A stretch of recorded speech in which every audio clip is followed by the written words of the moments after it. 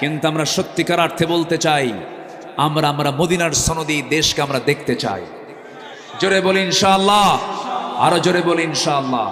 এখন দাওয়াতি কাজে যুবকদের ভূমিকা, এত লম্বা সাবজেক্ট আমাকে দিয়েছেন, এই দিয়ে তো 5 দিনও কুলান পাস যাবেন।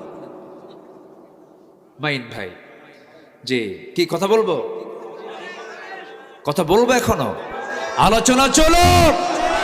হুজুর মুরুক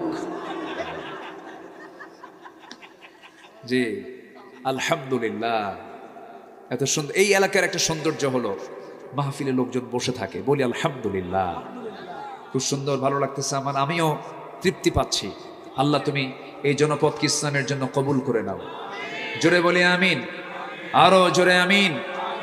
বর্তমান প্রেক্ষাপটে যুব সমাজের দাওয়াতি কাজের ভূমিকা কি? 1 নম্বর হলো ইসলামের সঠিক শিক্ষার প্রচার করতে হবে। ইসলামের সঠিক শিক্ষার প্রচার আমরা করব, জোরে বলি ইনশাআল্লাহ। নাম্বার 2 হচ্ছে সুন্দর আখলাকের মাধ্যমে উদাহরণ স্থাপন করব। আমার মডেল যেন মানুষ দেখে আকৃষ্ট হয়ে মনে করে এটাই হচ্ছে বিশ্বনবীর উম্মত, বলি আলহামদুলিল্লাহ। মাথার চুল থেকে শুরু করে পার গোড়ালি পর্যন্ত সব থাকতে হবে কার সুন্নাহ? নবীর সুন্নাহ। কার সুন্নাহ বলেন? এখনকার যুবকদের মাথার চুল দেখছেন? মাথার চুলগুলো, সেই মাথার চুল 2 দিকে নাই, পিছন দিকেও নাই, একদম চামড়া বের করা, মাথার উপরে এরকম গোল কইরা মাথার চুল রেখে দিয়েছে, একদম সেন্ট মার্টিন দ্বীপ। আমি কি ভুল বলতেছি? এ হলো মাথার চুল। শার্ট পরে হলো এত ছোট, প্যান্ট পরে এত নিচে, প্যান্টের মানে যেটা কি হবে, কি বেল্ট পড়বে হচ্ছে নাভির উপরে, সেই প্যান্ট এত নিচে, সীমান্ত বর্ডার। আমি কি ভুল বলতেছি? সীমান্ত বর্ডার, যখন তখন দুর্ঘটনা ঘটতে পারে।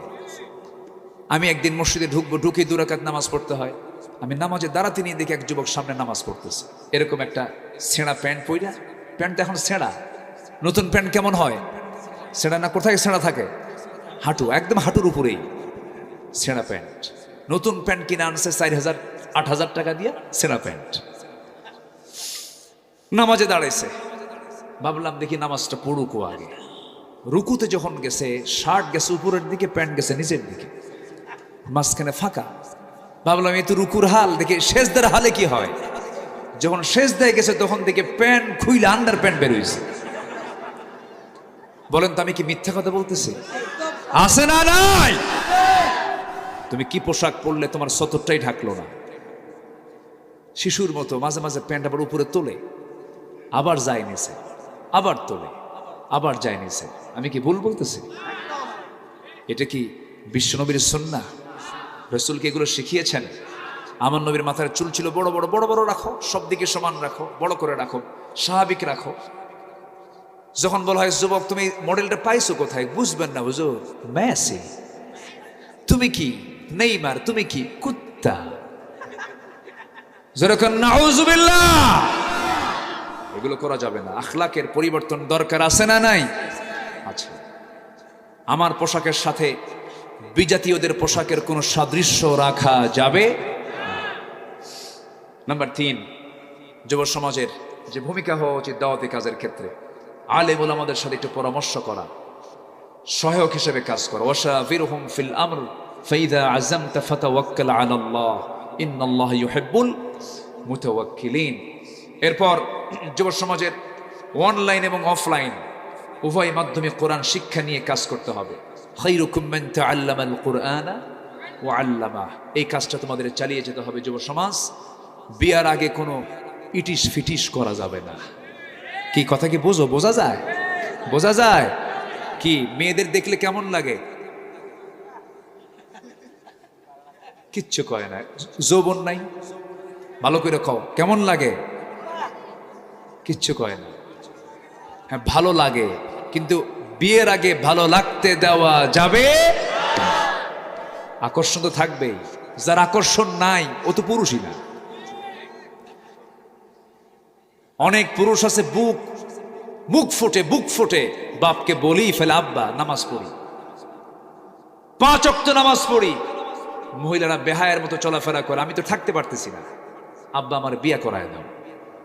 আমি তাকে ধন্যবাদ দিই, ও বুক ফুটে মুখ উঁচু করে বাপকে বলতে পেরেছে যে যুবক বিয়ে করতে চায় ও ভালো, আর যার বয়স হয়ে গেছে বিয়ে করতে চায় না ও বাইপাস মারে। আসতে কোন কেন, ঠিক কিনা? বাপকে সোজা বলবা, আব্বা বিয়ে করো। হ্যাঁ, কি হয়েছে?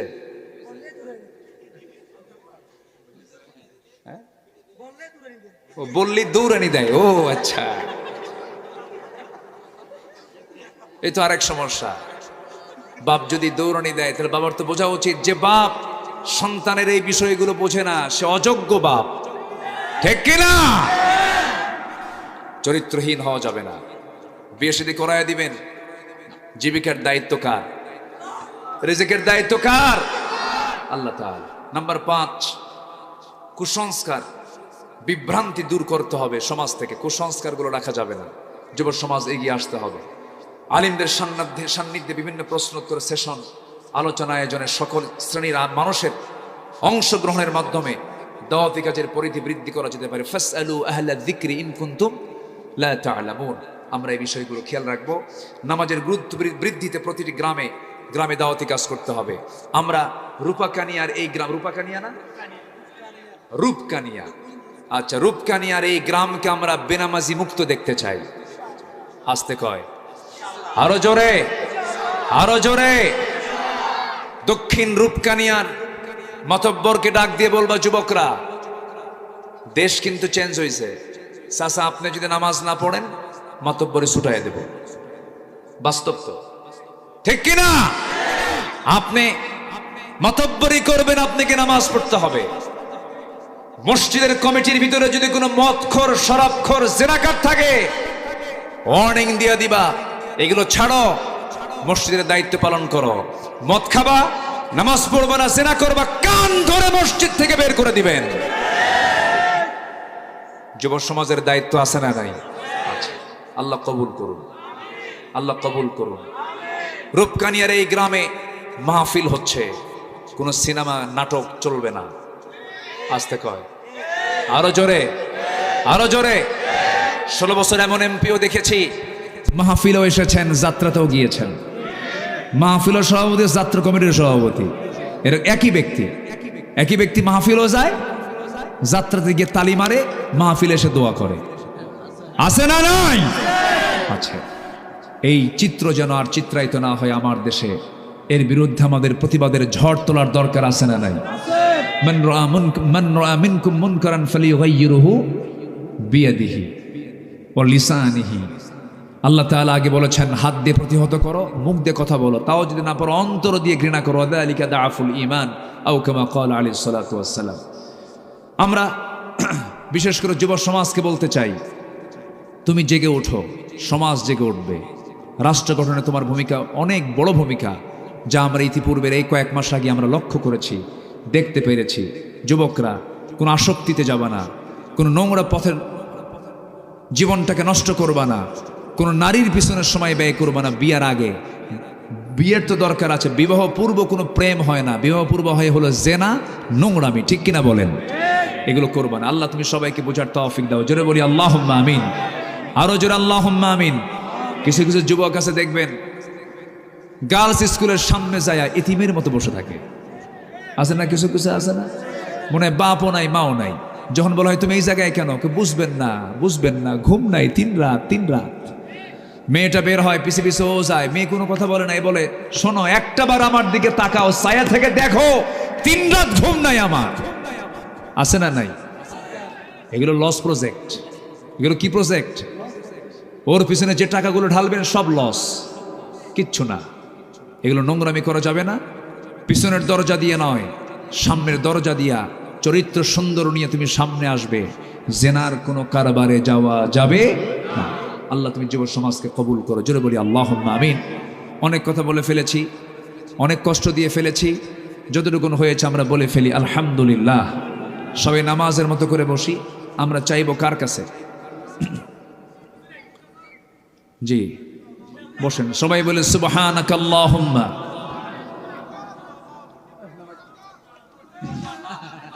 ওয়া বিহামদিকা আশহাদু আল্লা ইলাহা ইল্লা আনতা আস্তাগফিরুকা ওয়া আতুবু ইলাইকা। চিৎকার মেরে বলি ইয়া আল্লাহ, আরো জোরে ইয়া আল্লাহ, আমার জীবনের সগীরা কবিরা, ছোট বড় সব গুনাহ তুমি আল্লাহ মাফ করে দাও। জোরে বলুন ইয়া রাব্বাল আলামিন, ইয়া রাব্বাল আলামিন। ডিফেন্ডার্স অফ বাংলাদেশ, এটি একটি খেদমতের প্রতিষ্ঠান বলবো আমি। আল্লাহ তুমি ডিফেন্ডার্স অফ বাংলাদেশ এই সংস্থাকে তুমি আল্লাহ কবুল করে নাও। আমার মাইনুদ্দিন ভাইয়ের নেতৃত্বে পরিচালিত যে সুন্দর একটি পরিচালনা কমিটি, তারা যে কাজ করে যাচ্ছেন, আল্লাহ তুমি তাদের সকল কাজে বারাকা বরকত দিয়ে তুমি তাদেরকে ধন্য করো। জোরে বলি আল্লাহুম্মা আমিন। সবার কাছে আমি দোয়া চাই এবং সবার জন্য আমি দোয়া করি। আসুন, অনেক রাত হয়েছে, ফজর পড়বেন কারা কারা? একটু হাত তুলে দেখেন তো দেখি, ফজর পড়বেন কারা কারা? ফজর হবে তো? ফজর হবে? আল্লাহ কবুল করুন। জোরে বলি ইয়া আল্লাহ, আমাদেরকে ফজর, জহর, আসর, মাগরিব, এশা 5 ওয়াক্ত সালাত আদায় করার তৌফিক তুমি আল্লাহ দিয়া দাও। জোরে বলি আমিন, আরো জোরে আমিন, আরো জোরে আমিন। আসুন, 30টা বছর ধরে এই মাহফিল হচ্ছে। অনেকেই ছিলেন মাহফিলের সাথে, আজকে তারা কবরবাসী। 30 বছর মানে কি? যারা শুরুতে ছিলেন হয়তো অনেকেই তারা আজকে কবরস্থ হয়েছেন। তাদের জন্য দোয়ার দরকার কি আছে না ভাই? আমরা তাদের জন্য দোয়া করব। আমরা মরে গেলে আবার আমাদের যারা পরবর্তী যারা আসবে এই দুনিয়াতে, আমাদের অনুজ যারা অনুজ, তারা আমাদের জন্য দোয়া করবে। পরবর্তী প্রজন্ম আমরা দোয়া করা শিখিয়ে দিয়ে যাব তাদেরকে, তারা যেন আমাদের জন্য দোয়া করে। তো অনেকের আত্মীয় স্বজন মারা গেছেন, তাদের জন্য দোয়া করি। আশপাশে অনেক মাইয়াত শুয়ে আছেন, তাদের জন্য দোয়া করি। সবাই বলে সুবহানাকাল্লাহুম্মা ওয়া বিহামদিকা আশহাদু আল্লা ইলাহা ইল্লা আনতা আস্তাগফিরুকা ওয়া আতুবু ইলাইকা। আমরা সবাই নামাজের মতো করে বসি।